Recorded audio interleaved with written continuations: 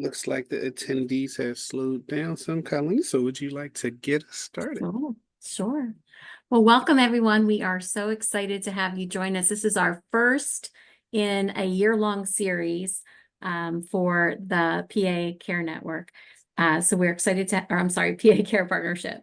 So today's webinar is Reconnecting in a Post-Pandemic World, Navigating Socialization and Anxiety. And as I mentioned, it's provided by the PA Care Partnership. It's a statewide system of care. And the grant is in association with the Office of Mental Health and Substance Abuse Services, also known as SAMHSA. So with that, I'm going to pass this over to, as all of you know, Jamal Ford, who is the Associate Project Director for the PA Care Partnership. Thank you, Colleen. Thank you all for joining us today. And I am going to introduce our speaker. Dr. Veirdre Jackson is a woman pursuing her purpose, passion, and life's priority to share her belief that all children deserve the best education available. She is an award-winning author, educator, and entrepreneur recognized as a leading educational trainer in trauma-informed practices and DEIB, which is diversity, equity, inclusion, and belonging. She is a veteran educator with over 20 years of experience supporting nonprofit and executive leadership. Through her experiences with systems-based approaches to trauma awareness and equity literacy, the resiliency approach, and positive behavior and intervention strategies, she has harnessed her passion for building organizational resilience and personal strength on behalf of youth, families, and educational professionals. She provides training, consulting, and support for parents, educators, administrators, clinicians, and youth development staff who desire to impact children from the inside out. Dr. Jackson is the CEO and founder of Living Strong Consulting, LLC. She also serves on the executive board for Quest Trauma Healing Centers. She is a highly sought-after keynote speaker and consultant working with organizations like Lakeside Global Institute as a mentor trainer, Penn State Extension as an online course developer, Pennsylvania Early Head Start as a classroom and home visiting coach, 0 to 3 as a certified trainer in infant toddler competencies and the growing brain, in various K through 12 public and charter school districts as an equity and justice consultant and relational coach. Her commitment to leaders and organizational development is elevated through her John Maxwell Team Certification, which allows her to support leaders in sustaining growth and maintaining mission through trainings, mastermind sessions, lunch and learns, and coaching in such topic as today's matters, leadership gold, how to be a real success, becoming a person of influence, the 15 invaluable laws of growth, and more. Her internet radio show and podcast on Voice America's Empowerment Station, Spotify, and iHeartRadio entitled Living Strong, The Flip Side of Adversity reaches listeners with inspirational, authentic, and practical stories from lived experiences by her guest co-host on how to manage bad experiences, to leverage lessons and create gains in the areas of relationships, time management, health, mental wellness, and mindset, finances, leadership, and faith.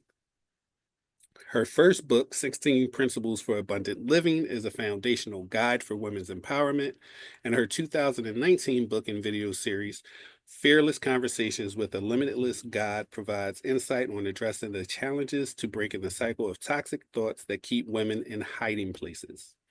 Dr. Jackson has been recognized for her expertise in professional development by Pennsylvania's Keystone Star Southeast Regional Key as a professional development champion, is featured presenter for the newly released 4-part Trauma and Child Development series by Penn State's Better Kid Care, has been a contributor to Women's Entrepreneur magazine, is a reoccurring keynote and breakout session speaker for conferences nationally, and the guest speaker on several podcasts, and was recognized by the Philadelphia Business Journal as one of 40 leaders under 40.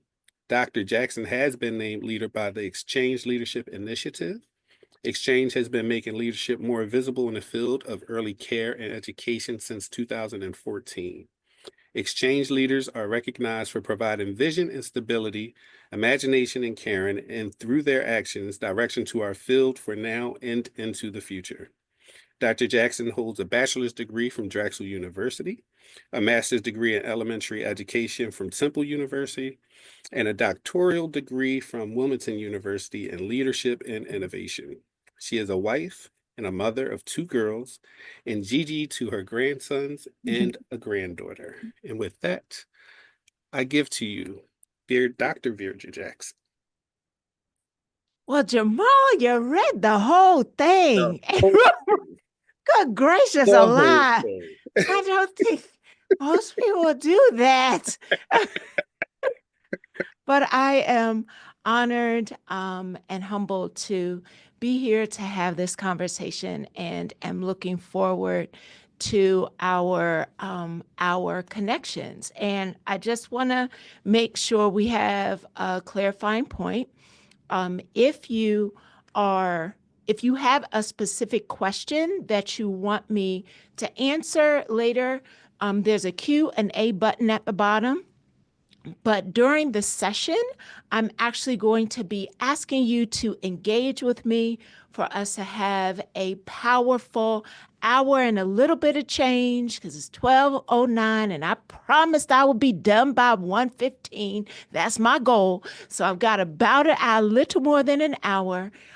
Please use the chat, and please use it actively. I really want us, even virtually, to be engaged with this content, as I am passionate about it, not only professionally, but as I will share in the presentation personally.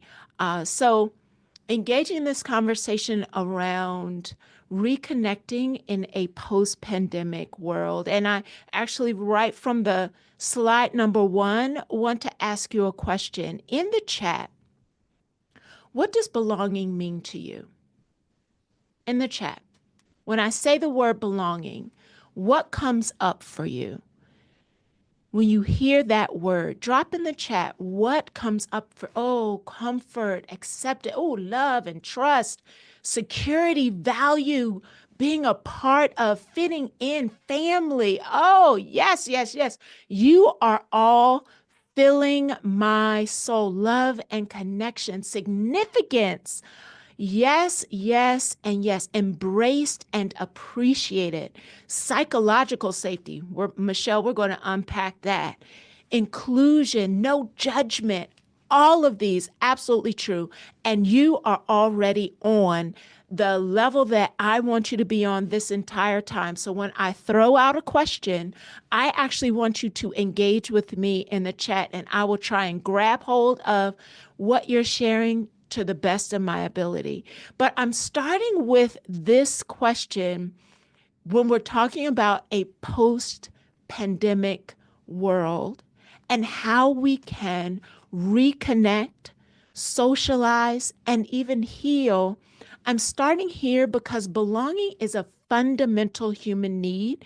It is critical to emotional and physical well-being, as it's already listed in the chat. We are like-minded, but importantly, thinking about all that we have been through, the absence of belonging leads to feelings of isolation, disconnection, and it actually diminishes growth. And so this presentation is going to explore the science, the challenges, and the strategies for navigating a post-pandemic world by fostering belonging, social connection, a renewed and rewired brain, with health strategies that particularly can impact youth, adolescents, and yes, us, the adults.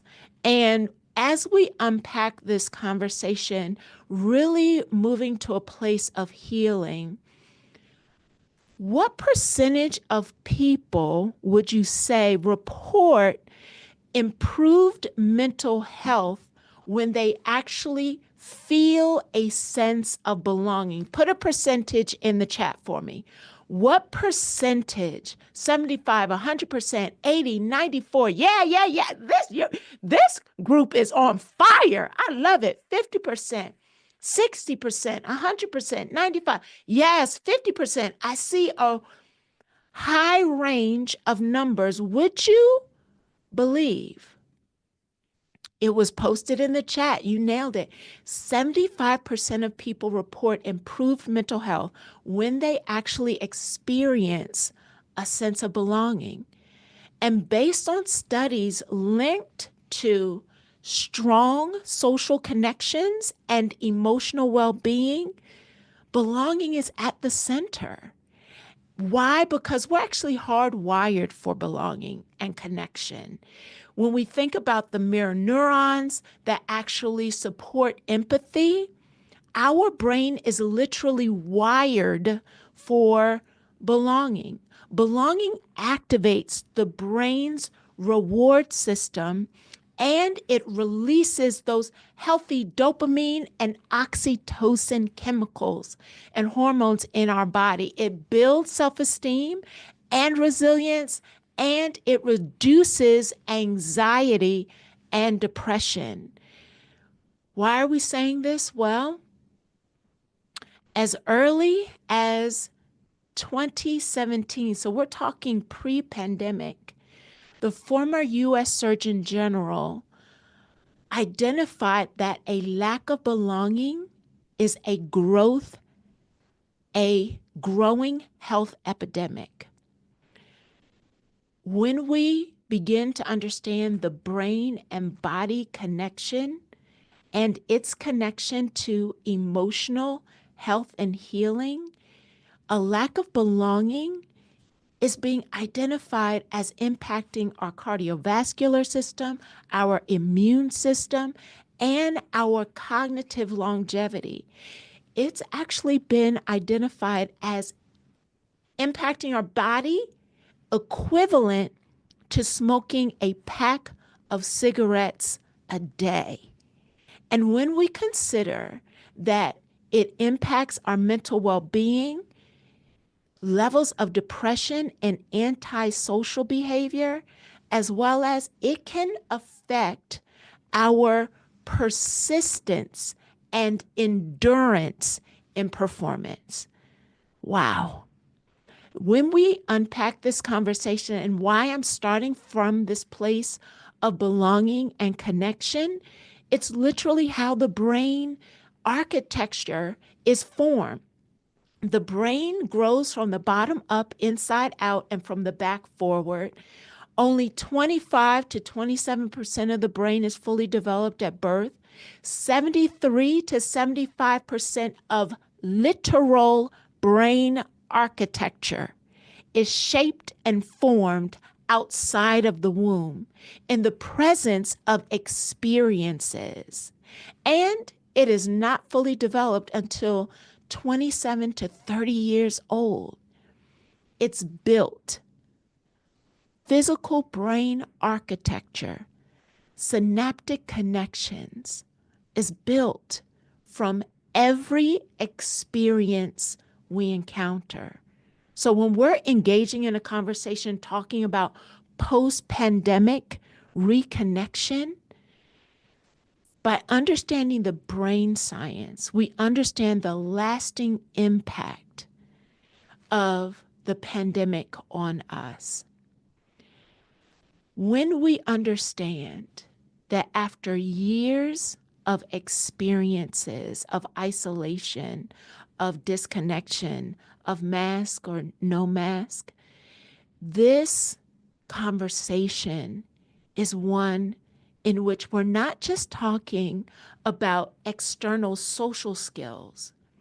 We're literally talking about brain architecture.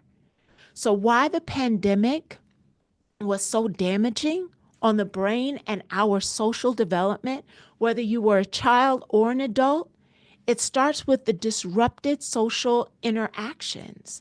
Isolation from our peers actually hindered our development if we recognize that interactions, engagement, and experiences are what shape brain development. And the constant chronic stress, the increase of uncertainty and fear during the pandemic heightened stress levels, negatively impacting areas of our brain, weakened sense of belonging, feeling seen. The isolation and lack of connection to our peers, our teachers, our colleagues, our community, when we recognize that lack of connection didn't just make us emotionally feel disconnected, it literally, internally created disconnect.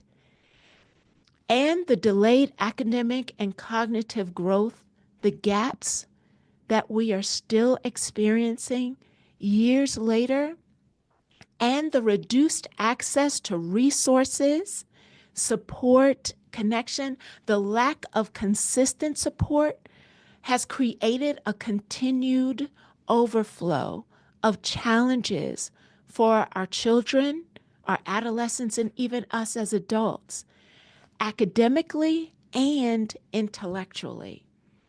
Well, I have to be transparent and honest with you. I had my own story connected to this. It became personal for me. Now, Jamal shared all of that bio, and Jamal, we're going to have to get the updated bio. You read the bio from about 3 years ago, but I never have anyone read the whole bio. So, as a trauma trainer, an international podcaster who literally every week has live international conversations around how you create the flip side to adversity, I'm a resilience coach.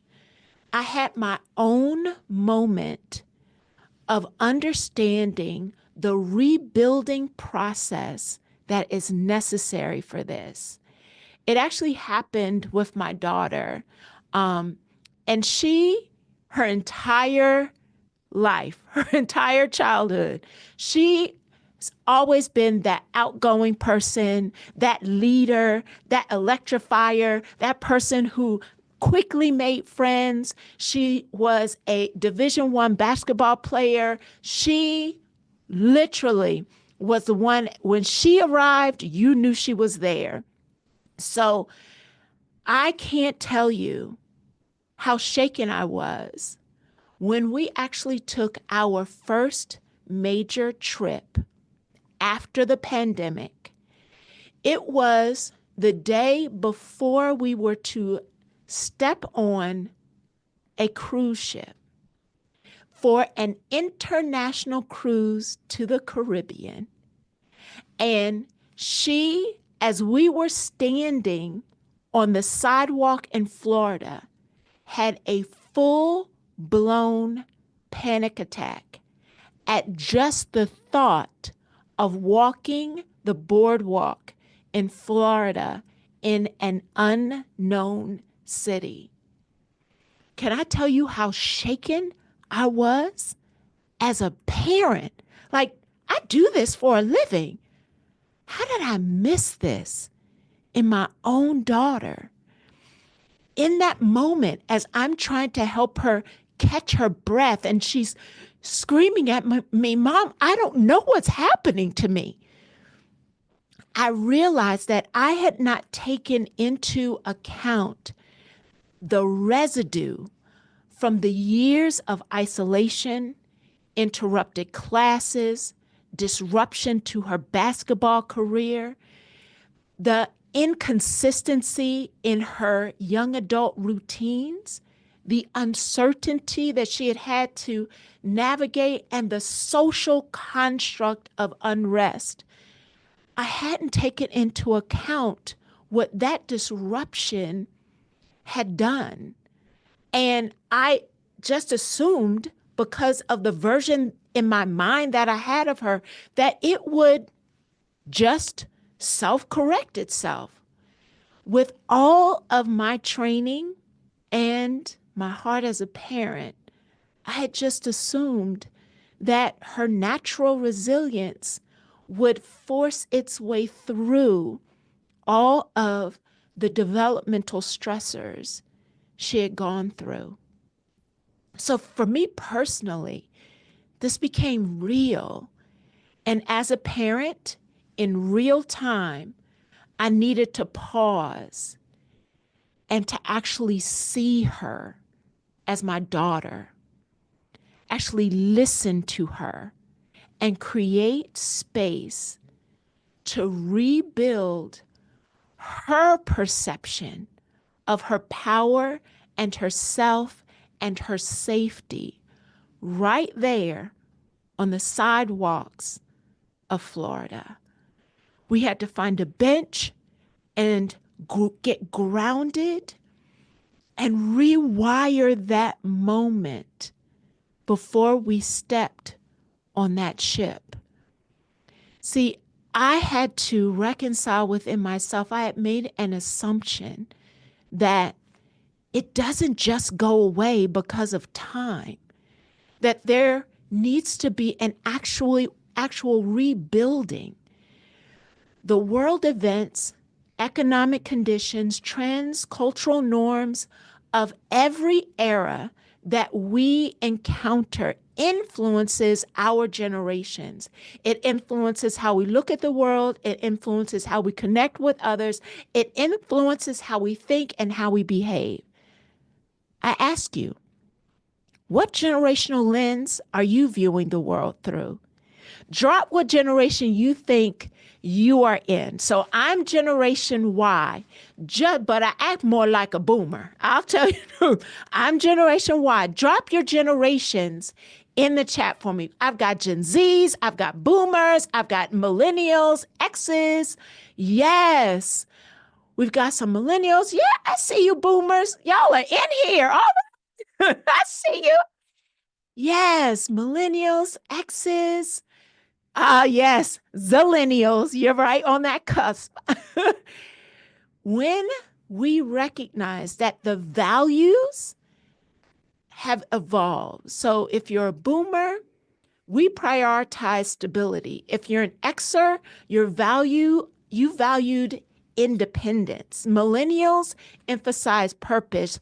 Gen Zs and Alpha generation, they are refining and redefining success as a balance of well-being, impact, and connection. We are experiencing for the first time 5 generations in the workforce all at one time.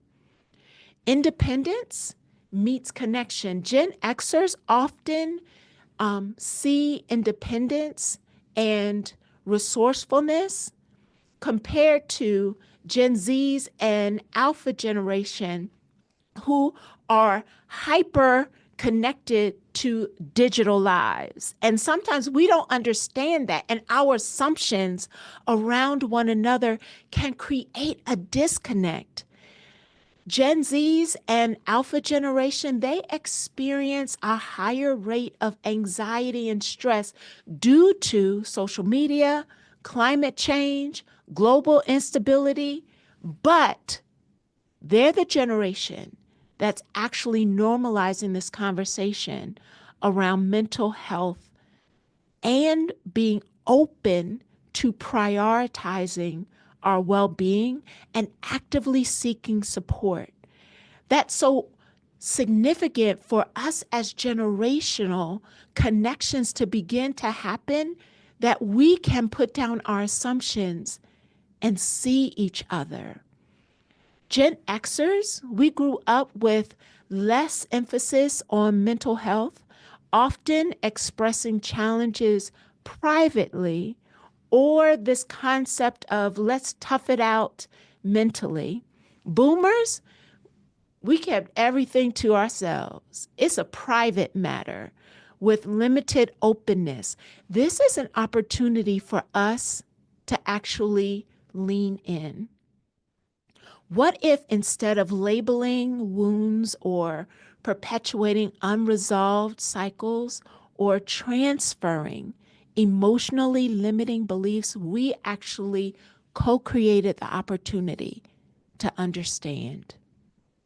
understand our reactions, our triggers, our behaviors, what's motivating us, what's different about how we're looking at the world, how we are embracing the moments that we're in, and recognizing we have had different experiences that have shaped how we're showing up and our perception of how we rebuild safety.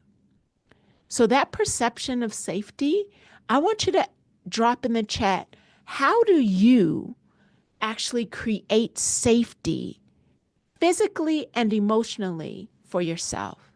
How do you create it? Boundaries. Woo! I was hoping that word would show up. Yes. Boundary, being kind. Oh, yes, yes. Truth. In some cases, avoidance, empathy, honest. Thank you for that honesty. Prayer, meditation, faith, forgiveness. Woo! I do a whole training on that. Just that. That's a whole training by itself. Standing firm, lunch with coworkers, facts over emotions. Yes, and I do a training, truth over facts. Another extension of that. Listen more, hugs, trying to love others, communication. All of this is true. And I want you to explore the realization that the perception of safety is in the eyes of the beholder. It's not whether or not you think the other person should feel safe, but it's actually their perception of safety. The inner work of reconnecting first with self and trusting self, and then recognizing the power that they have in 4 areas of safety: emotional, physical, relational, and psychological safety. All 4 of them, being able to understand that even in experiences of change, shifts, uncertainty, even in ambiguity, do you know that every change, our brain experiences some level of loss? And when, even in good change, our brain will mourn or grieve what once was, even when it's a good change. So it's having the opportunity when there's constant loss, shifts, or uncertainty, we can lose sight of the power that we still have, our agency. Perceived powerlessness actually fuels anxiety and fear. But reclaiming your agency begins by taking one action at a time. Identify a small step today and let that step create momentum to remind you of your strength and your capacity. When we unpack and recognize that we can actually pause and reflect on past wins, taking a moment, I'm just asking us to consider one step at a time. Take a moment to recall a time when you successfully overcame a challenge. Guess what? You're still here. You made a meaningful decision. Write that down. Remind yourself of your ability to move beyond hard moments, or focus on what you actually can control. Now, this is a whole training by itself. I do a whole hour on let it go. Focus on what you can control. Make a list of what's within your sphere of influence, and create a list of the things that you are trying to control that's outside of your circle. Set one small activity to achieve a goal. Start small and begin to actually identify actionable steps that you can take one day at a time, and practice that self-talk. The self-talk that actually allows you to feel empowered, ruminating no more on the things that no longer serve you. Replace limiting beliefs with affirmations of who you are, what you still have, and what you are able to do. And lastly, take action and reflect. Act on your goal. Then pause and actually celebrate. Celebrate your effort, celebrate your progress, reflect on taking that action and create that shift. By following these steps, you can begin to ground yourself in your own agency. I tell you, there's a continuation from that Florida story. We did get on that ship. And we, for 10 days, traveled the Caribbean. We had some ups and downs. But I'm literally just getting back from Ghana with that same daughter. And an entire trip on the west coast of Africa, she did not have one moment of anxiety. We created a plan for her signal, but she began to take back her power and focused on the opportunity we were there to serve others. As a in a master's program for developmental psychology, we boarded a plane with many, many supplies for children at a foundation, and the opportunity to focus on delivering and volunteering and serving reminded her of purpose and power. You still have purpose and power. Tap into it. And one way is to get outside of your brain, outside of yourself. Volunteering actually rewires the brain by shifting your focus from fear to purpose, replacing anxiety with connection, gratitude, and a sense of empowerment.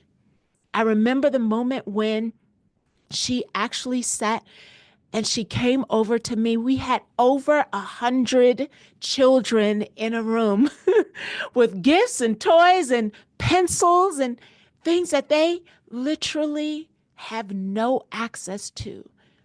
And she paused and she said, "Mom, I have a gift with young people in the U.S. I wonder if I can connect with the children here." And she stepped away from me and she stepped into the crowd of those 100 children. My heart gets filled as I think about that moment. And they were so excited to connect with her. And she achieved that moment of realizing that she has agency, she has impact, she has power, and it's transferable. That what she went through cannot hold her hostage to what's in front of her. New achievements over time remind us of our resiliency. So I encourage you, decorate a courage board. Small achievements. It doesn't have to be the grand stage moments, but decorate a board, fill it with moment by moment notes of reminding you of moments where you were courageous. Whether it's that you stepped out and did a new activity, you reached out and met someone new, you stepped out of your comfort zone, or you just overcame a fearful moment. Document it. With each moment of achievement, you visually remind yourself of your resilience, and it's an opportunity to heal. not just in external interactions, but from the inside out. The mind, shifting your inner dialogue.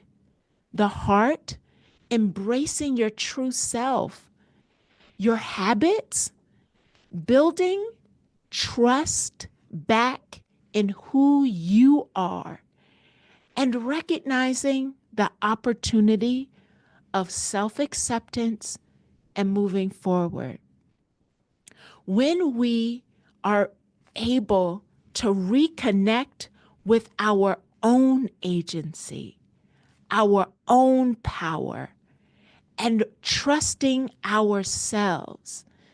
But sometimes that requires practice. Find a trust jar. Doesn't have to be big, doesn't have to be fancy, but it's an intentional practice of filling the jar regularly with small acts in which you remind yourself of how you are trusting you. You can color it, you can decorate it however you want, but it's an opportunity to create incremental growth in self-trust and watch as your sense of self-worth, belonging, and growth in your own strength with each step, with each note in reconnecting with you. Now, if you're an adolescent or if you're a young person, each one of these, any of these, can be a practice of just that rebuilding process. But it doesn't just happen for young people. It's for us as adults as well. In that moment on the sidewalk of Florida, I had to reset what I was believing, recalibrate in that moment how I was going to create a safe space for a conversation without judgment, arresting my own fear and regulating in the moment so that I could validate her feelings and encourage her to be healthy and connect with me, not just as her mom, but also as her mentor. As she's gotten older now, she's in her 20s, it's an opportunity for not just for me to raise her, but to impact her. Literally on the sidewalk, I had to model some elements of grounding for her and practice being present. Dedicate undistracted time for reconnection and communication. Yes, I know as adults, life keeps lifing, as they say. And yes, things are fast paced. Yes, there's a lot going on. But our young people need to feel seen. Challenge the opportunity to listen and not solve, not fix, not rescue, but create safety, validate feelings, actually reach out and connect. Model where you yourself have had to heal, reconnect with your value, your self-worth, your growth, and be present. Offer a daily check-in for listening, starting with visualizing literally a heart moment to remind us of the empathy without judgment. Let go of the need to offer the solution and sit in a place of listening. Yes, they might say something that is shocking. Yes, it may be challenging. Yes, you might have a story to share, but I'm challenging you. Let it go and listen. And then practice actually summarizing what you heard them say. So it validates, you hear me. Creating that space for reconnecting, being present, being grounded, visualizing the heart posture we hope to have with one another. See, you can't take other people where you yourself are not prepared to go. So listening is one of the most powerful tools we have as we're building meaningful relationships. When we're truly listening to one another, listening to understand, not to be understood, listening to actually see, not just to respond. It requires more than just hearing words. It involves that empathy, that presence, genuine connection. The art of listening is a skill, it is a gift, and it is intentional practice that fosters trust and deepens connection, and it creates a foundation for understanding. Belonging, it does not require perfection. It just requires us to be authentic. Listen, there is no perfect parenting. There is only good enough parenting. In that moment, I immediately went into one mode, and she in that moment said, "Mom, that is not what I need." So I paused. Belonging doesn't require perfection. It requires authenticity. When we are willing to lean in and release our past perceptions, did you know the greatest indicator to healthy parenting actually isn't love? It is a parent who has reconciled their past, that they are actually able to sort and reconnect and stay present and pursue joy. Joy is not an emotion. It is a state of being. It is an opportunity to connect. And instead of hustling and grinding, it's a stillness. Reconnecting with moments of gratitude. Remind yourself of the peace that is connected to your power and belonging. It offers an opportunity for us to stay grounded in the presence. And belonging, it's not just a static momentary thing. It is an opportunity to shift in connecting with one another. So I want to pause here. And if you've got a scrap of paper, I want you to be intentional, because I know this hour and some change can go by quickly, and you can get caught up in watching these slides go by and hearing my crazy voice. I want you to actually hold yourself accountable. Write down one action step that you'll take to foster belonging personally and professionally. Yes, Deb, I agree. This absolutely can be applied to senior populations. Yes, yes, yes. When we think of any group that is often pushed out, marginalized, or feels unseen, to pause and create space that I see you and how you're feeling in this moment is valid. Sometimes we've got to stop the hustle and the grind and pause enough to actually see one another. Yes, Maria, actively listening to what someone has to say and validating their feelings. What are you going to write down as just one action step you will take to foster belonging personally and professionally? Yes, share the idea of creating and tracking courageous moments to build resilience. Yes, with team members and our clients. And I do a whole session on refill. Do not get depleted taking care of everybody else, and you are not tracking your own courageous moments. I encourage you. Yes, older adults are truly marginalized, and they have a special consideration and so much wisdom. If we would pause and actually listen, what are you going to write down for you in this moment? Don't just let this hour go by quickly and you check the box that you were here. Make a commitment. Take a moment.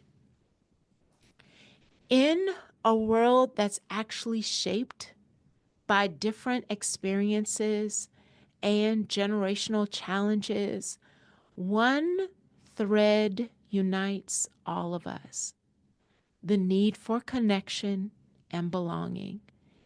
When we recognize that connection and belonging can be keys that unlock and address the universal challenge of anxiety and actually fosters resilience across generations. In this moment, yes, integrating younger and older populations. I love it. There's so much that can happen there. When you look at this word anxiety, what is at the center of anxiety? Drop it in the chat. What's at the center of anxiety? Yes, Holly, fear.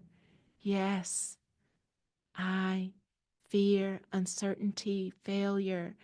Ooh, stress, worry, lack of control.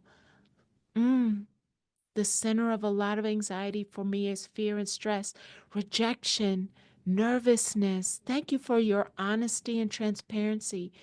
Being scared, confusion, trauma, the fear of the unknown, distrust, overthinking. Some of you caught what I want you to pause in this moment and realize. At the center of anxiety is this letter, I.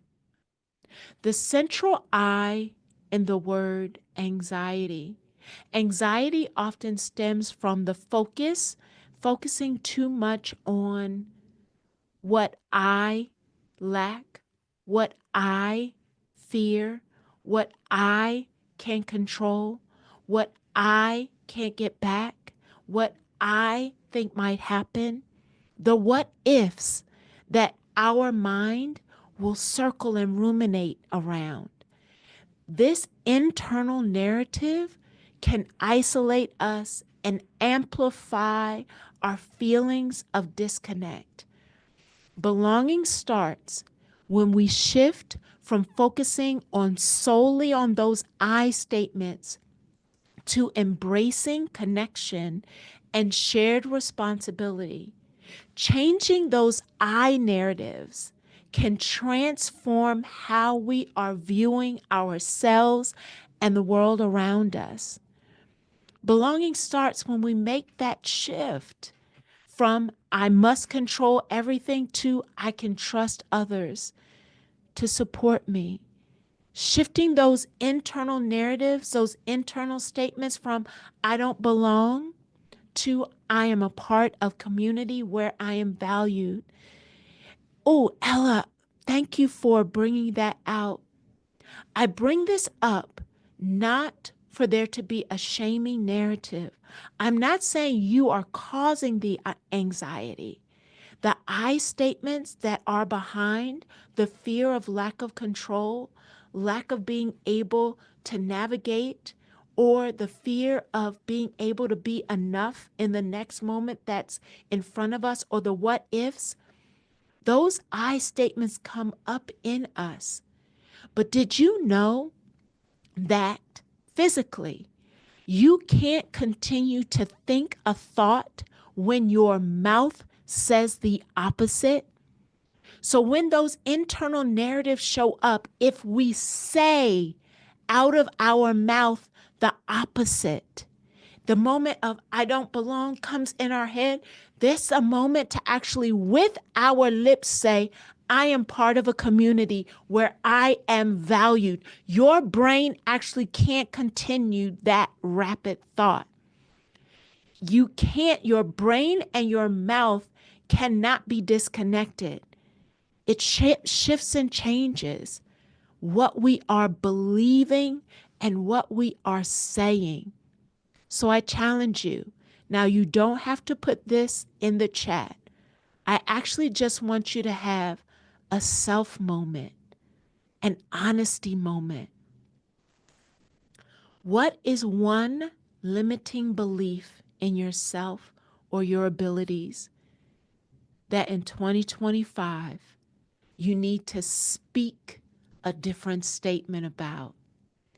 How is that limiting belief holding you back from accomplishing what you want,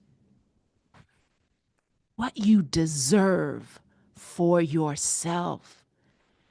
What will you begin to say about you in 2025 to disrupt the internal narrative that is not truth?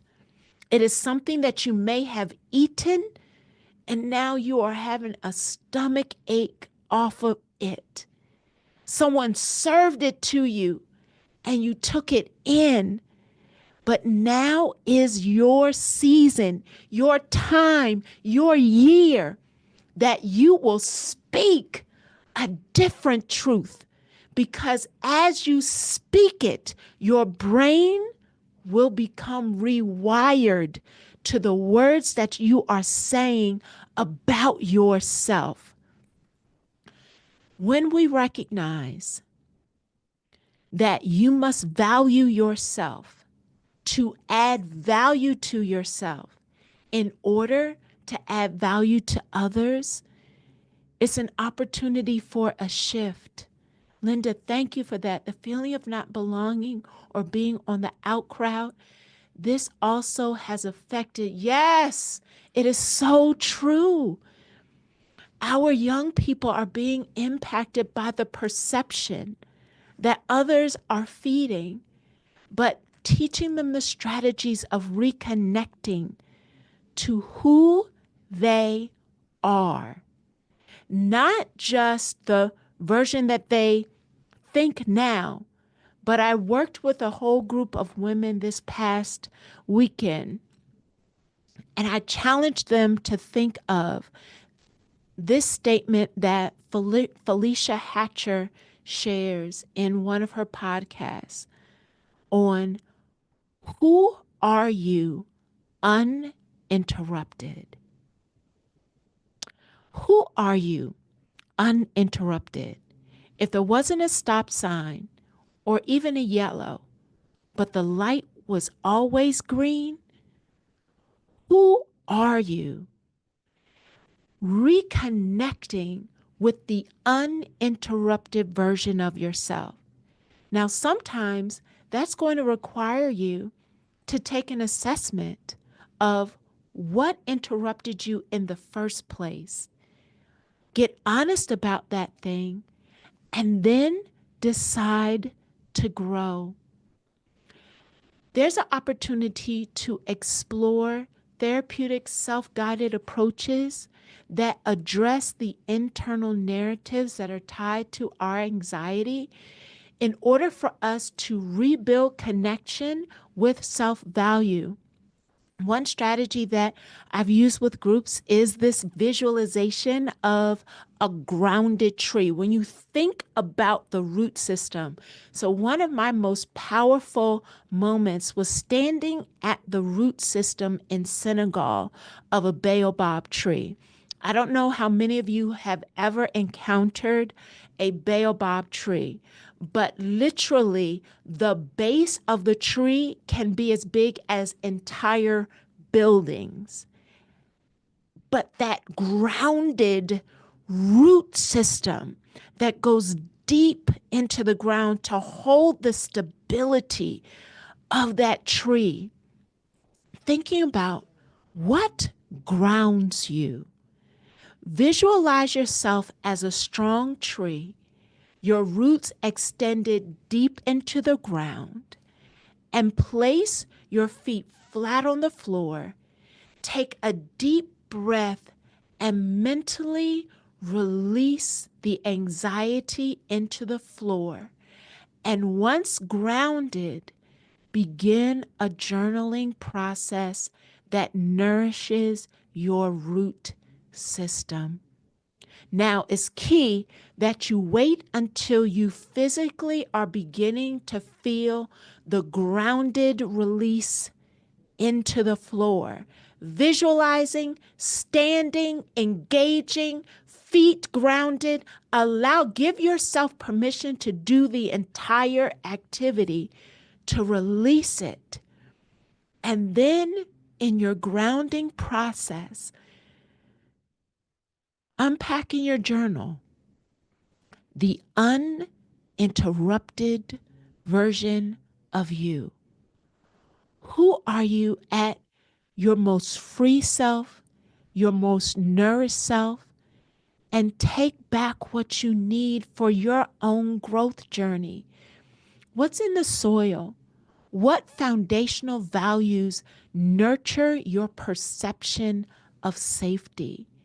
What seeds do you need to plant? Those small actions that help you to connect to your relationship with you and others. What sun will help you glow and shine and bring light to you? And yes, those disruptions. What are the weeds? The behaviors, the habits, the things that have disrupted you that actually, if you get honest, are killing the trust that you have for yourself. I know because as I've shared, I've witnessed it, and it has shifted how I parent, the practices that we have, not only for myself, as I had to begin to get honest about my own internal experiences as I went on this journey with my daughter. Another strategy to begin to use and consider is create a designated amount of time.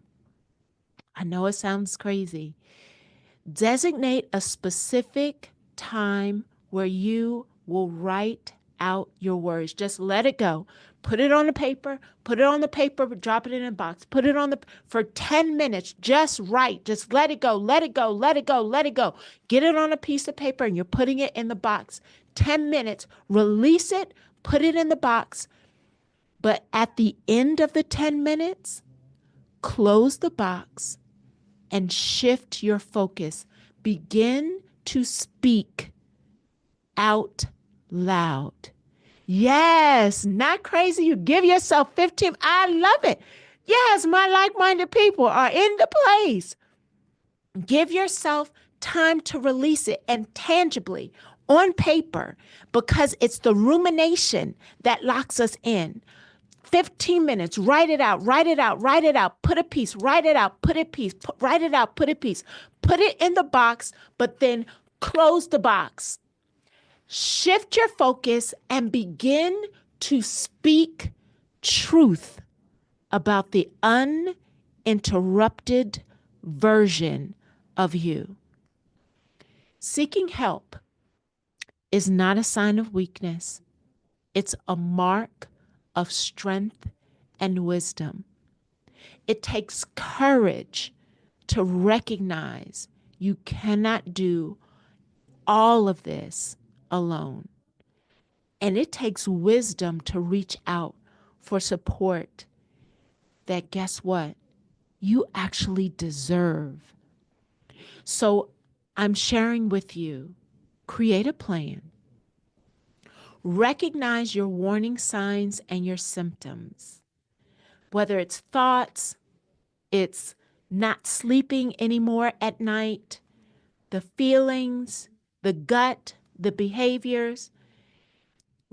Acknowledge what those symptoms are and create a plan ahead of time that you agree when these symptoms begin to show up too often, you will seek help. You can share this accountability with a partner, a safe person to help you stay accountable for identifying how you will know when it is time to seek support externally, professionally. So I know I've shared a lot with you, and I genuinely want as many of you, if you haven't written anything in the chat as of yet, I'm leaning in to ask you to actually connect with this moment. I want us to create a connection chain. There's a lot of wisdom in this Zoom room, and I want you to offer something to someone else. As they watch this thread, you don't know who you will give permission for them to try something new. So this is what I want you to lean in and do. In this chat, I want us to create a connection chain of support.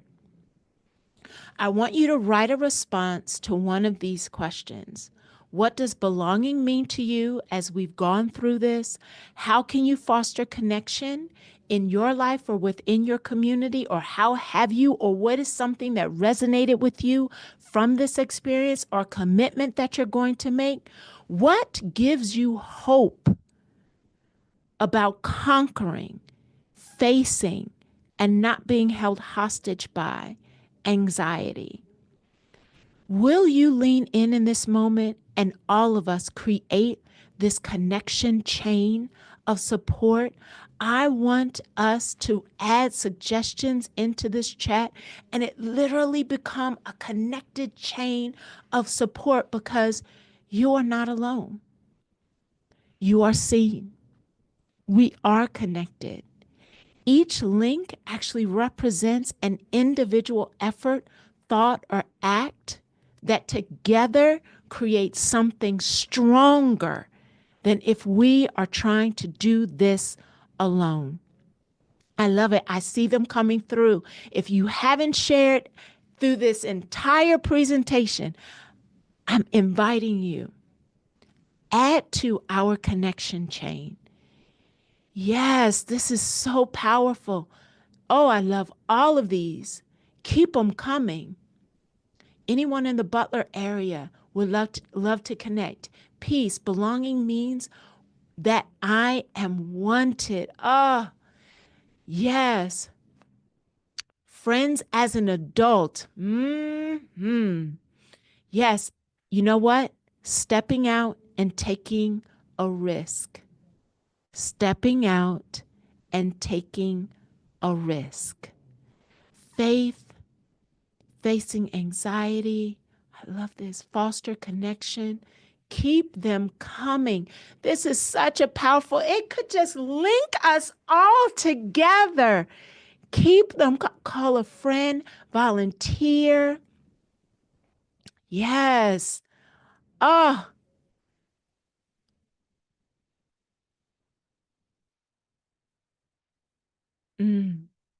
thank you for your honesty and transparency in this chat. Belonging means having a connection to someone. I can foster connection by encouraging my colleagues and clients. Reach out to other caregivers. I do a whole series around refill for caregivers.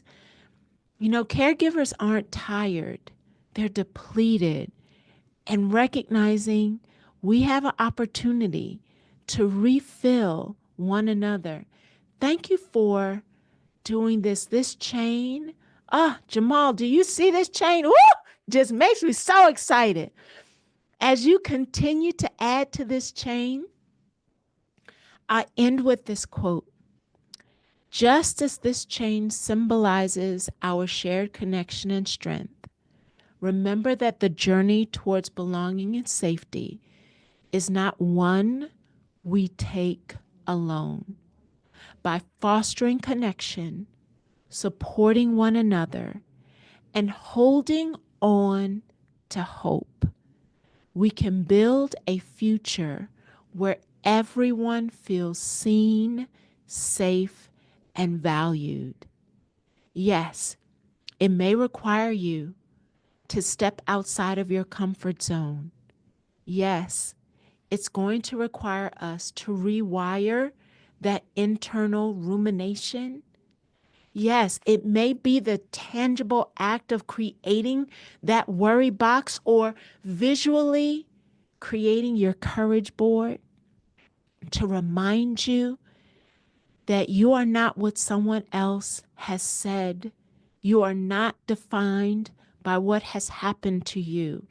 You belong, you are valuable, and belonging conquers barriers.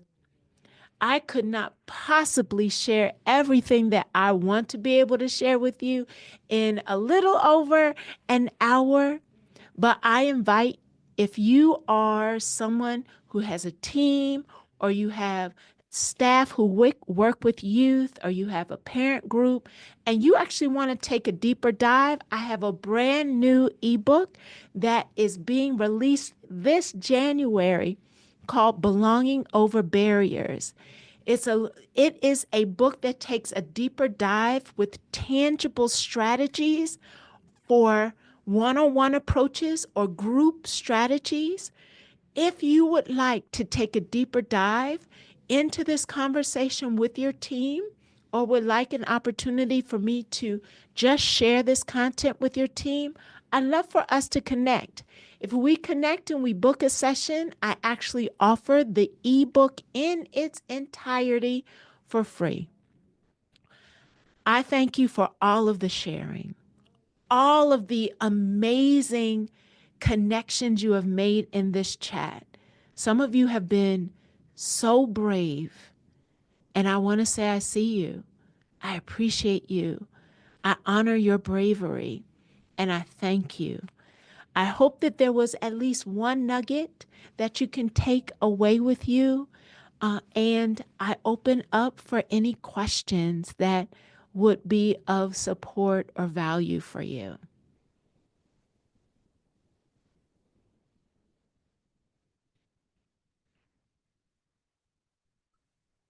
Thank you, Dr. Jackson. Speechless. Amazing as always. This is why we always ask Dr. Jackson to come back and get us started off for the year. And she always 100% hits the mark. I was laughing when you were saying, "Oh, Jamal, you read the whole thing." I've read the whole thing because that's how amazing I think you are. People should know this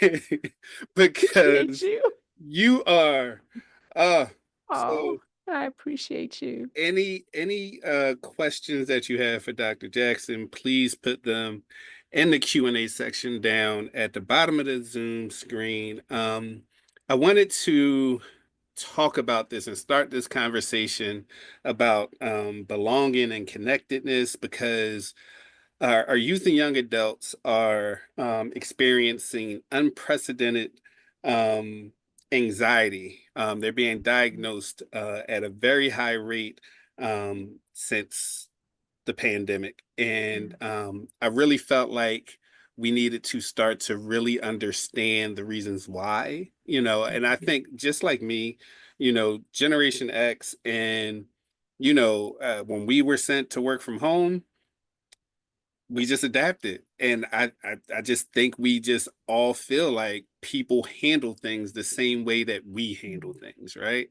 But and then we don't understand our younger people who are, into video games and gaming and online and they meet people online and all of those things. And how do we connect with something that we don't understand? You know what I mean? But then when you realize that they've been born and the internet always has existed for them.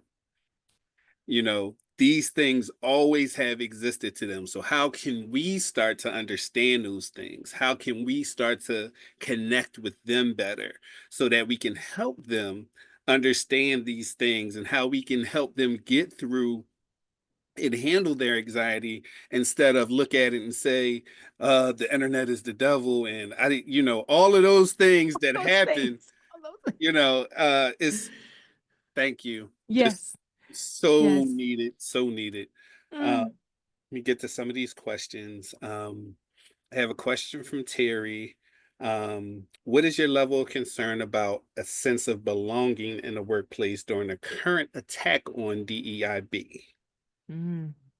So this is powerful. It's a powerful question, and uh, I have to be honest. I am worried. As my bio says, a huge chunk of the work that I do is really helping environments understand that belonging is not about those people or that group, and recognizing when we create a space that all human beings feel valued, seen, validated, and affirmed, that it is an opportunity for the most productivity, innovation, growth to happen.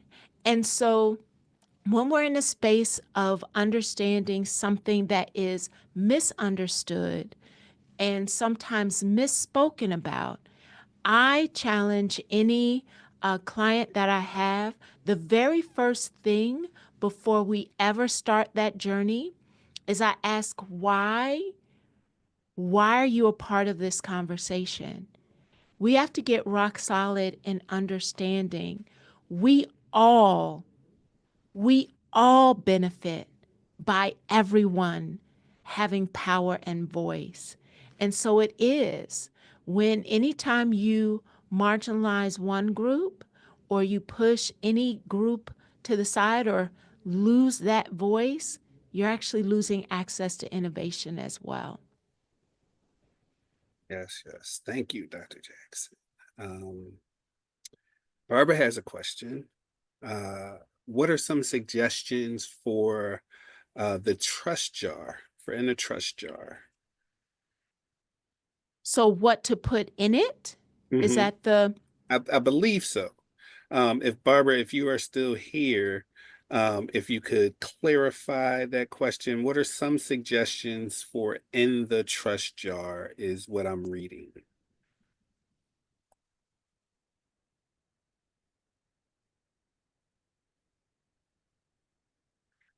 So, while Barbara might be trying to unpack, so the trust, why I ask that question is the trust jar is very individual. Mhm. So, it is an opportunity to consider how you have actually, in the moment, trusted your ability to make a decision, trusted your capacity to do something different. Sometimes when we doubt or do not believe ourselves to be able to do something, we've lost or gotten disconnected with how we trust ourselves. We also begin to cocoon ourselves. And so the trust jar is very individual based on where you know you have, and if I can lean in, where you're playing small, where are you discounting who you are and what you bring to the table? It's actually recognizing you are all of those things that are possible and stepping out and showing evidence and operating on full. Yeah. So Barbara, let me know if that answered your questions because she said she just wasn't sure what to write and what it meant. And then she said, so the things that she trusts about herself should go into, okay. Mhm, Yes. So mhm. yes, Barbara, that is correct. The things that you trust about yourself. So thank you for the question. I appreciate it. All right. Someone wanted to see the slide with the connection chain questions to ask yourself. If you could put Mhm. that back up for us, Yep. Dr. Jackson. Let And me. I will ask the next question from Carol. Um, that's everybody wants to get in touch with you now, Dr. Jackson. They want you. I put her um email where if you want to contact Dr. Jackson, her email is in the chat. So if you are looking to have her speak, please reach out. Um, the PowerPoint will not be available to share, unfortunately, but we have been recording, and the presentation will be available on our website at no later than Monday. So you'll be able to view the presentation as much as you like. Um, And Colleen, can I lean yes, in? please. So for those of you who desire to be able to do a deeper dive, this content is in the ebook. Like I asked Jamal if I could literally launch. You're the first group that I have formally told about the ebook launching in January. And so this information is in the book. Thank you. Mhm. And also, we will be providing the resource. We copy the chat, so the chain link that Dr. Jackson had y'all do, we can get Colleen to gather all of those things, and she can send them out sort of as a resource. And when we send out the recording to everyone in your email after the webinar is complete.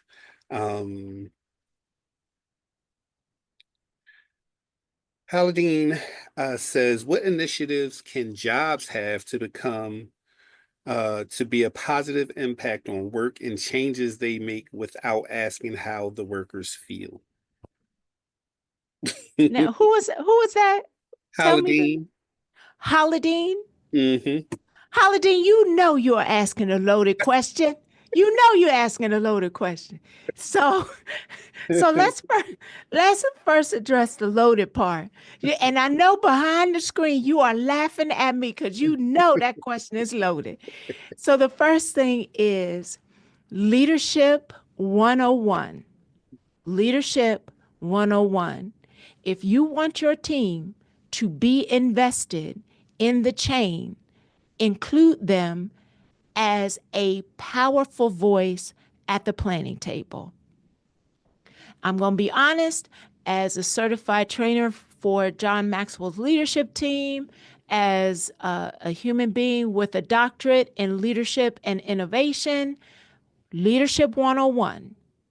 If you want the team to be invested in the chain, at the planning stage, create an opportunity for their voice to be heard. That's the first part.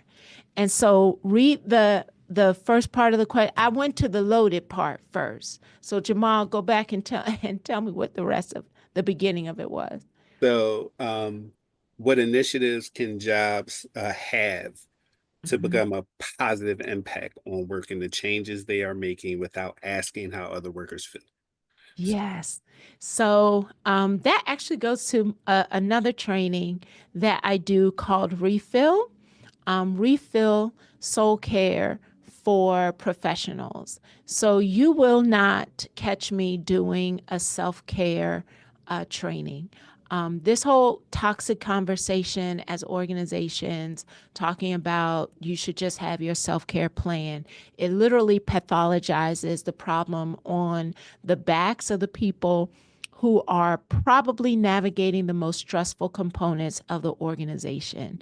So when I think about initiatives around belonging and this reconnection and socializing and healing, it's actually looking at WellPoint Care Network's content around the compassion satisfaction pyramid.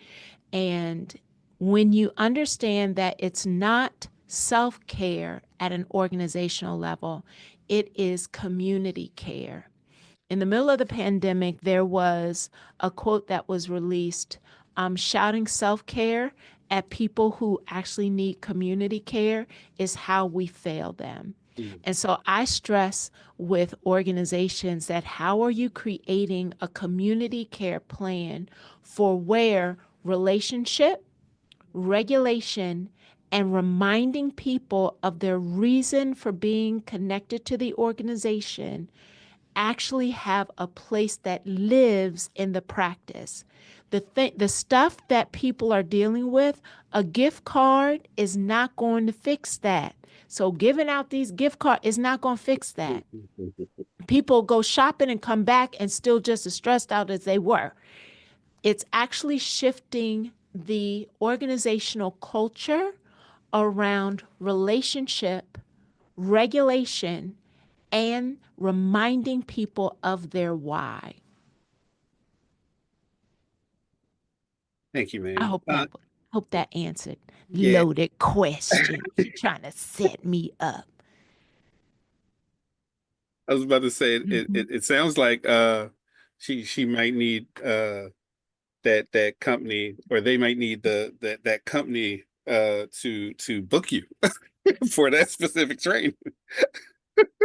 That train right there. That train right there. Yes, indeed. I often, so in that training, I literally say, um, gift cards and pizza parties are not going to address the stress that people are experiencing. Yes, yes. And it's funny to me, because I've worked at places who would do those kind of things. And it never really addresses what employees are concerned about. This is like, this is nice, and can we look at these things now? Like, Mm-hmm. Mm-hmm. so yeah, Yeah. you And know, the practice as leaders of actually listening. So not taking offense, being grounded as a leader, not taking offense, but actually listening so that you can begin to understand what's at the root of what's happening or not happening within the team or the organization. It starts with listening as leaders. for sure. All right. I think so Joseph had a suggestion about possibly modifying this presentation to address the next pandemic, which he believes is the loss of DEI in America. But I'm not sure if you probably have something on that, a Mm, separate training, possibly, or maybe it'd be something that you could be looking into currently. Um, but I feel like there's a lot of things happening currently, with the state of how mhm, things are, and a lot of people are worried about mhm, that. mhm, You have any thoughts on how we can sort of, because the way I think of it is, it's how do I handle these things? They're concerns of mine, but nothing that I can do anything specifically about. So how do I handle myself in times like these? mhm.